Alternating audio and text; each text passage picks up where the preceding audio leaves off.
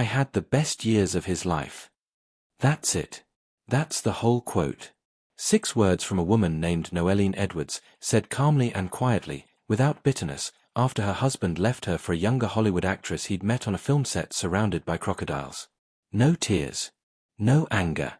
Just a woman stating a fact the way you'd state the weather. And here's the exact question that should be bothering you right now. If she really did have his best years, why did it take Paul Hogan almost 70 years and one very public family crisis to finally admit she might have been right? Stick around, because the answer to that question is not what you think, and it involves 2 women, one 17-year silence, and a confession an 86-year-old frail man probably never planned to make out loud. Let's start with the man underneath the character, because almost nobody actually knows him. Paul Hogan was born on the 8th of October, 1939, in Parramatta, a working-class pocket of Western Sydney that has nothing in common with the rugged outback image he'd later sell to the entire planet. He left school early, without much academic shine, and went straight into the kind of physical labor that builds a different kind of education entirely. He became a rigger on the Sydney Harbour Bridge, walking steel beams hundreds of feet in the air for a living, and to top up the income, he picked up a second job as a lifeguard at a public swimming pool in a suburb called Granville. For years afterward, he told reporters he was actually from a dusty outback town called Lightning Ridge, simply because it made a better story than the truth. Keep that in mind, because it tells you something important about Paul Hogan that this story will keep proving. Long before the fame, he already understood the value of a good performance. But the next part of his life wasn't a performance at all. In 1958, at that same Granville swimming pool, 19-year-old Paul met an 18-year-old girl named Noeline Edwards. There was no elaborate courtship here, no movie-perfect meeting. By his own blunt description, years later, he was simply a shameless flirt. She liked him back, and that was the whole story. They married that same year. Their first child arrived before Paul even turned 20. By the time he was 22, they had 3 sons. This is the part of Paul Hogan's life that never makes the highlight reels, because there's no scandal in it, no fame, just 2 teenagers from working-class Sydney quietly building a life together, one paycheck at a time, with no idea what was waiting down the road. Now here's where everything changes, and it happens almost by accident. In 1971, Paul wandered onto the set of a talent competition called New Faces, not to perform anything, but to mock the format. He'd noticed the show made its money by letting judges humiliate nervous, hopeful contestants for entertainment, so he flipped the whole thing on its head. He showed up in his work boots, fired off jokes directly at the judges, banged 2 shovels together for effect, and the audience erupted. They invited him back, again and again. A reporter named Mike Willesee caught wind of the rigger hijacking a talent show for laughs, and almost overnight, a television career began that nobody, including Paul, had actually planned. What followed was the Paul Hogan Show, 60 episodes that turned an unimpressed, sarcastic, working-class Australian into a household name across both Australia and the UK. And here's the detail that surprises almost everyone who hears it. Paul has said publicly that this exact transition from construction worker to television star was the single hardest stretch of his entire career, harder than Hollywood, harder than international fame, harder than anything that came after. Why? Because of a very specific discomfort nobody warns you about. He was suddenly recognizable everywhere he went, yet still scraping by financially. Famous and broke, at the exact same time.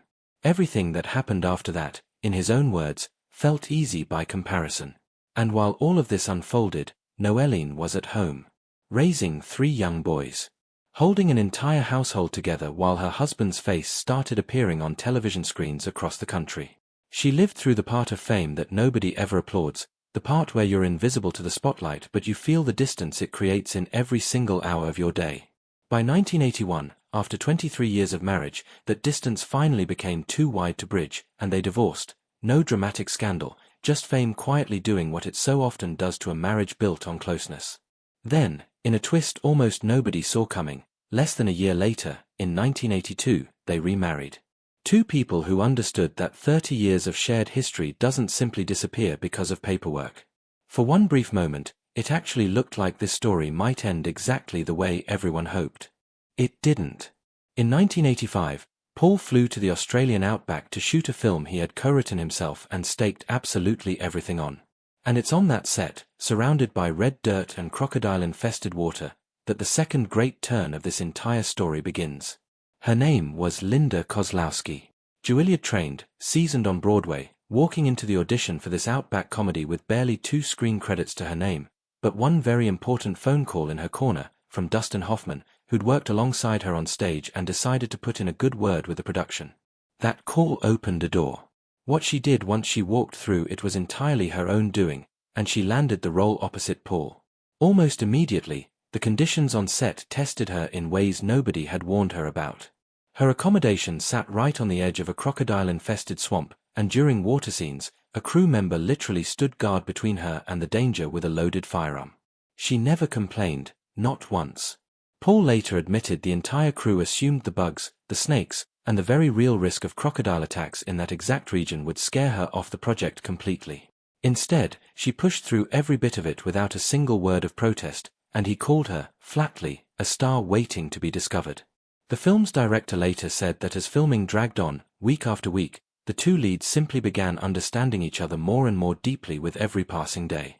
And Paul's close friend at the time was even more direct about it, recalling that Linda came to her at one point, visibly worried, because she knew full well Paul was a married man with 5 children. But by then, whatever was happening between them had already become impossible to stop. The film released in 1986 and exploded into one of the most successful comedies the industry had ever produced, pulling in roughly $300 million worldwide on a tiny fraction of that budget.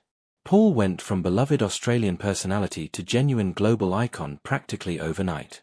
Linda rocketed from total obscurity straight to a Golden Globe nomination. And Noeline Edwards's marriage ended for the second and final time. This divorce was nothing like the first one. Australian media at the time called it one of the ugliest celebrity splits the country had ever witnessed. It dominated newspapers and talk shows for months. The public picked sides loudly and publicly. And Noeline, a woman who had never asked for any of this attention in the first place, found herself trapped at the center of a media storm with nowhere to hide. And yet she handled it with a dignity that, given everything happening around her, was genuinely remarkable. When asked about the entire ordeal, she offered exactly one line, the same one we opened with, the one that said everything without an ounce of bitterness: she'd had the best years of his life. Not an accusation. Just the calm, clear-eyed statement of a woman who knew precisely what she'd given, and precisely what had been traded away the moment her husband chose someone new. Here's the part of this story almost nobody talks about, and it might be the single most heartbreaking fact in the entire thing. After that final divorce, Paul and Noeline did not exchange a single word for 17 years. 17 years of total, complete silence between him and the woman he'd married as a teenager, the woman who raised his 5 children, the woman who stood beside him back when all he had to offer the world was a pair of calloused hands and absolutely nothing else. Think about that for a second. 17 years is long enough to raise an entire child from birth to adulthood. It's long enough for an entire generation to grow up. And for 17 of those years, 2 people who had once built a whole life together simply refused to speak. Noeline eventually found her own peace anyway, and built it entirely without him. In the year 2000, she remarried a businessman named Reg Stretton in a ceremony overlooking Manly Beach in Sydney. They shared 17 quietly happy years together, far away from cameras and headlines, until Reg passed away in 2017. Paul, meanwhile, married Linda Kozlowski on the 5th of May, 1990, back in his hometown of Sydney. He was 51. She was 32. The public had been waiting for this exact wedding with the kind of hunger usually reserved for love stories that begin in scandal and end, supposedly, in romance. From the outside, it looked like the fairy tale finally completing itself. From the inside, according to people who actually knew them, it was the beginning of something far more complicated than any fairy tale could ever be. In the early years, there was real warmth between them. Paul was completely smitten, telling one magazine that she'd always been too good for him, and that being around her threw him completely off balance, in the best possible way. They made films together.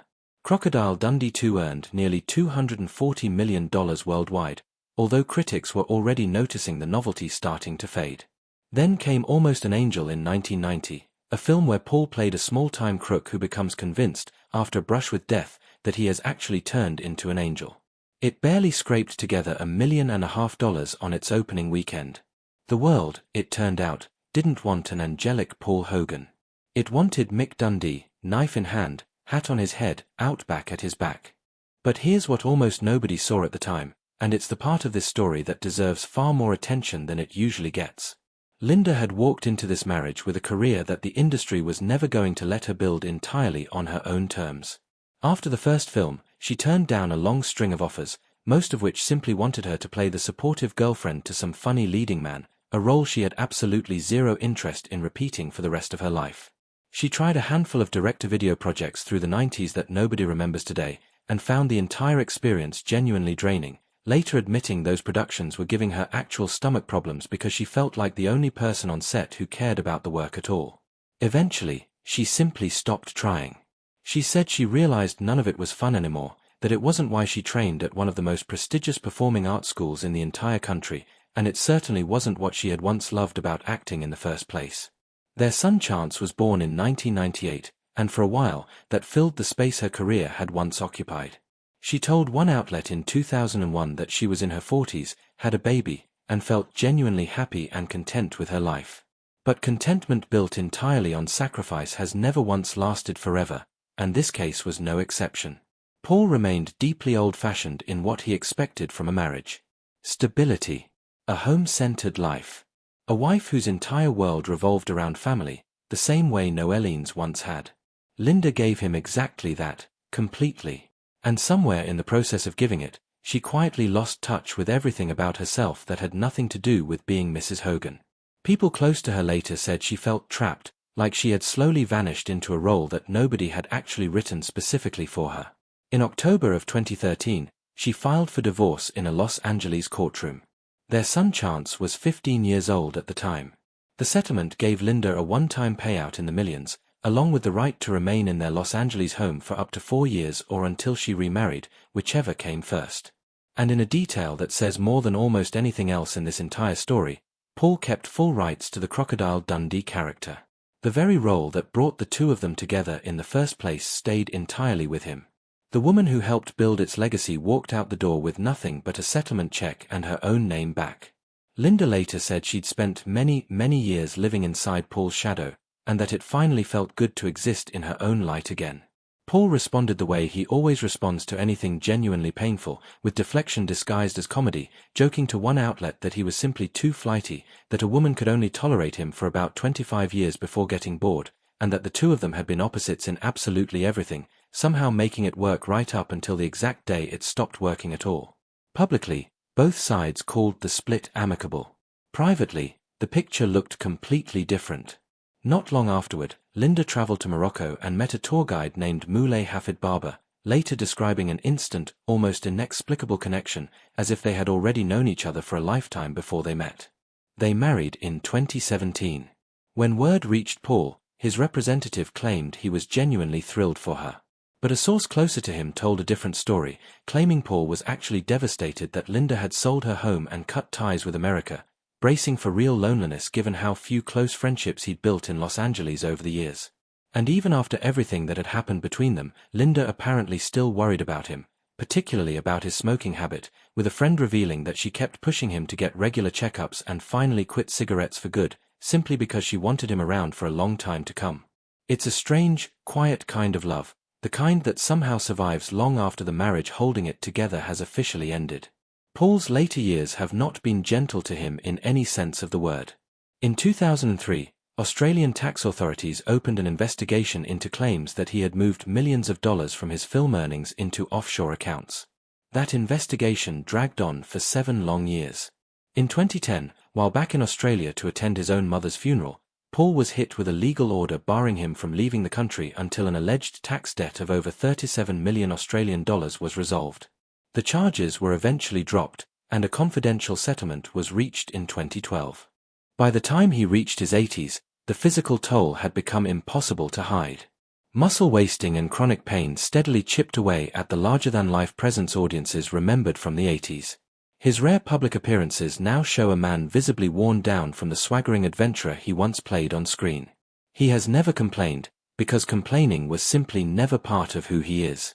But in his rarer, quieter moments, he has admitted something with far more weight than any joke, that he once had everything a man could want, fame, fortune, a wonderful wife, and yet somehow still feels like he lost the one thing that mattered most. Then, in December of 2024, something happened that felt almost too poetic to be real. Paul and Linda reunited publicly for the first time since the divorce, promoting a newly restored version of the original film alongside a new behind-the-scenes documentary. Paul, 85 and visibly frail by now, stood beside Linda once more for the cameras, watching footage of themselves from 1986, young and electric and unstoppable, and whatever he actually felt watching it, he kept mostly tucked behind his usual grin. He joked the restoration made even him look better than he remembered. The room laughed. It's what he has always done whenever the truth would cost him too much to say out loud. Now stay with this, because this is where the entire story finally circles back to where it really started. In May of 2026, police were called to his house in Venice Beach. His son Chance, 27 years old and living with his father at the time, was taken into custody following a domestic incident. Paul, 86 years old, stood outside his own front door speaking with officers while his son was located a few blocks away. He has spoken about Chance before with a strange, aching mix of love and frustration, the tone of a father who knows he wasn't always present enough and quietly carries that knowledge. He once called his own son a difficult person for posting provocative content online, then softened, explaining Chance knows people are watching and performs for them because of it. It might be the most honest thing Paul Hogan has ever said about anyone. And perhaps the saddest too. It was in the quiet weeks after that incident, far away from any cameras, that Paul finally said the thing people had been waiting almost 70 years to hear out loud, who the actual love of his life was. Most people who heard it immediately assumed he meant Linda, the electric one, the scandal, the much younger woman who made the world stop and watch. But maybe that assumption is exactly the trap this story has been quietly setting the entire time. Because at 86 years old, sitting inside a Venice beach house that was supposed to hold an entire family and somehow never quite managed to, Paul Hogan is utterly alone. Noeline, the woman who actually got his best years, who rebuilt an entire life of her own from nothing and found genuine lasting happiness, now lives quietly in Sydney, sharing photos of Italian coastlines, completely at peace with everything. Linda is in Marrakesh, spending her nights under wide desert skies with a man who genuinely makes her laugh, building a life that finally belongs entirely to her and nobody else. And Paul walks alone along a California beach, on the exact same stretch of coastline he once walked together with Linda, in a city he originally came to conquer and somehow never found a real reason to leave. He said she was the love of his life. He never actually said which one. And maybe that silence itself is the real answer hiding underneath this entire story. Maybe the love of his life was never one single name at all, but two completely different kinds of love, one that quietly built him long before the world ever knew his name, and one that nearly destroyed him after it did. Maybe the real tragedy buried inside Paul Hogan's life isn't that he eventually lost the love of his life. It's that he actually had it twice, in two entirely different forms, and only fully understood the value of either one after both women had already walked away from him for good. And maybe that's the real reason Noeline's 6 little words have lasted longer than anything Paul Hogan has ever said in any interview, in any speech, on any red carpet, across his entire decades-long career. She had the best years of his life. Not the richest years. Not the most famous years. Just the best ones. And somewhere out there, 86 years old and walking alone on a beach in Venice, Paul Hogan finally seems to understand exactly what that sentence cost him. If this version of the story landed differently for you than the others you've seen, tell us in the comments which woman you genuinely believe he was actually talking about. Hit like if this kept you watching all the way to the very end, subscribe if you want more stories exactly like this one, and turn on notifications so you never miss whatever we're putting out next. Thank you so much for watching, and we will see you very, very soon.